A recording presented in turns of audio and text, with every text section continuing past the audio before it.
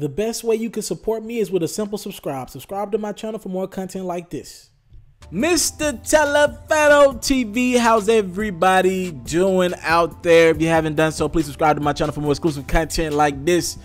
We're starting a new type of setup. I'm gonna really get it going probably August 1st, but as you can see, this is just a little snippet of what the setup is gonna look like going forward. Just trying to change it up a little bit. Anyways, Shaquille O'Neal dropped a diss record at Lavar Ball. So for those who don't know who Lavar Ball is, I don't see how you could not know who Lavar Ball is right now. To me, he's one of the hottest in the culture. But right now that has a lot of people upset because Lavar Ball, technically his placement in the culture is only because of his son's talents. And I think that's rubbing a lot of people the wrong way. So let's put some things into context here. Lavar Ball coaches the Big Baller Brand basketball team. He's obviously the father of Lonzo Ball, the second pick in the 2017 NBA draft. He'll be a Los Angeles Laker in a couple weeks. We'll be seeing Lonzo Ball in preseason than the regular season, and we'll really see how good this kid is against the professionals. Lavar Ball has betted on his son more than anyone else, right? He's betted on his son. And his popularity has grown because he believes his son is better than Steph Curry, better than LeBron James, better than anybody you could name. Lavar's betting on his son. Some people are for it. Some people are against it. I want you to talk to me in the comment box below. Some people think he's too confident and that a lot of NBA players are going to go after him when it gets to the professional level. We'll see. I don't mind a black brother banking on his kid. I don't mind somebody being overconfident in their kid when we're in a generation where kids don't have fathers that bank on them at all, right? Or have them in their lives at all. So I'm not going to get mad at how he parents. That's not my business. A lot of people mad at that. I'm not.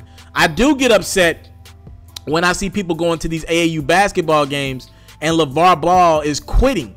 He's literally telling his team, we ain't playing no more just because of bad calls and technical fouls. I don't like that because you're treating people who paid to see you play or see your kids play, you're treating them wrong. I don't like that, and I think that instills bad skills or bad tactics to these kids. You're telling them when things get hard, quit. LaMelo, quit. All these other guys, when Zion's killing you, quit, right? I don't like that.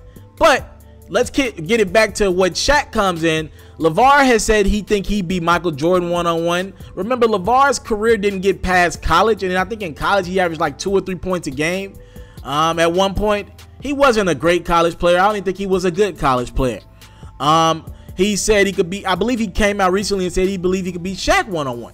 Now remember, Shaq has never just loved Lavar Ball. I think he respects Lonzo's game. But if you remember when Lavar put out the price of his Big Baller Brand kicks for Lonzo, and they were like $500–600, Shaq was like, big ballers don't do that. For those who don't know, Shaq has been notoriously known for putting out affordable shoes. He's had the Reebok lines and any other line, but he's also had the Payless line for people who still want to be able to rock an NBA player's shoes but can't afford the Reebok line. And I've always respected Shaq for that because Shaq's been one of the biggest people over the last 20–25 years ever in Hollywood. And he's always made some of his shoes affordable, and he could have really cashed in and got more money, but he gave his shoes to the Payless of the world, the Walmarts of the world. Hell, I used to rock those Payless and Walmart kicks, so I know a little bit about how them Shaqs feel. Now, you can bust your toe through the front of them bad boys if you try to hoop in them, but it was better than nothing, right? And I couldn't afford the Nikes or anything. So Shaq has never really liked Lavar. Since then, I think his words was, big ballers don't charge that much for kicks, right? And Shaq has kind of not liked Lavar since then. I would tell Shaq, maybe you didn't charge that much for shoes, but I know a lot of big baller brands who charge that much. It's just the fact that Lavar's black that we're criticizing him about it. So that's where it kind of stems from, the tension on both sides. And then Lavar said he could beat Shaq on a 2-on-2 with something like that, or 1-on-1.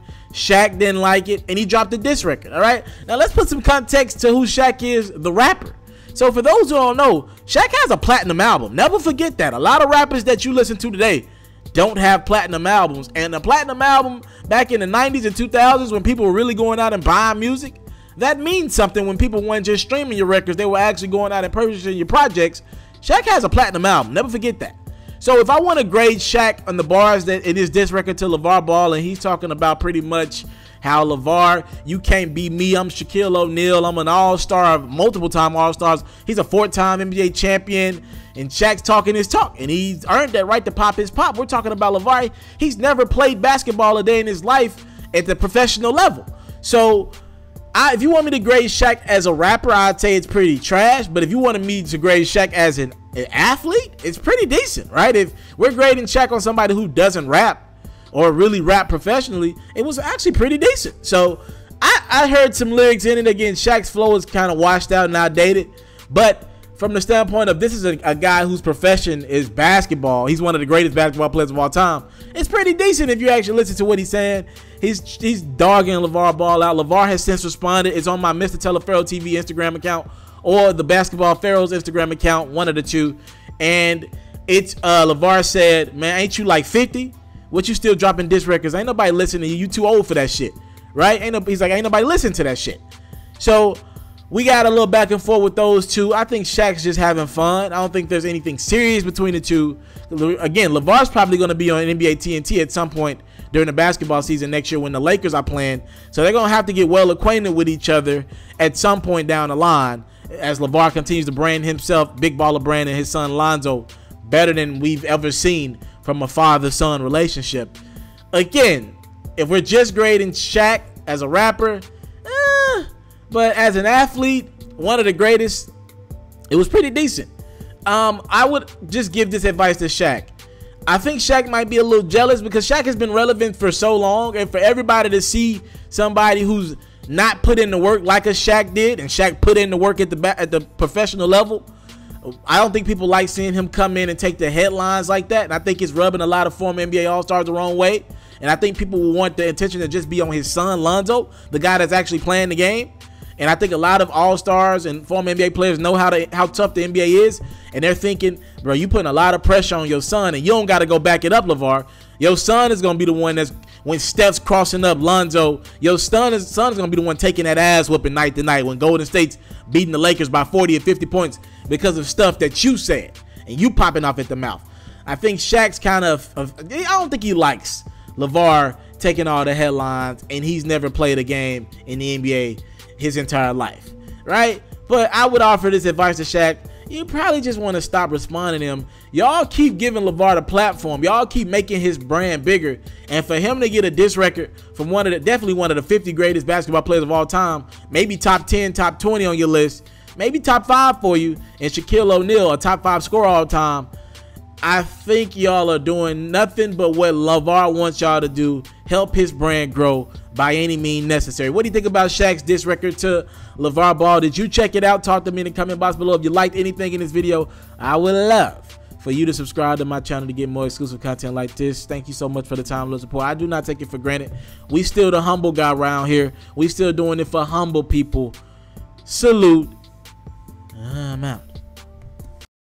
I want to salute you, homie, you know, for building your own thing and doing your own thing, creating your own platform, your own website. I got one life to live out my dreams, and I'm giving this thing all I got. I interview celebrities. I talk sports. I represent the culture. Right now you're turning up on MrTaliaferro.com, shawty.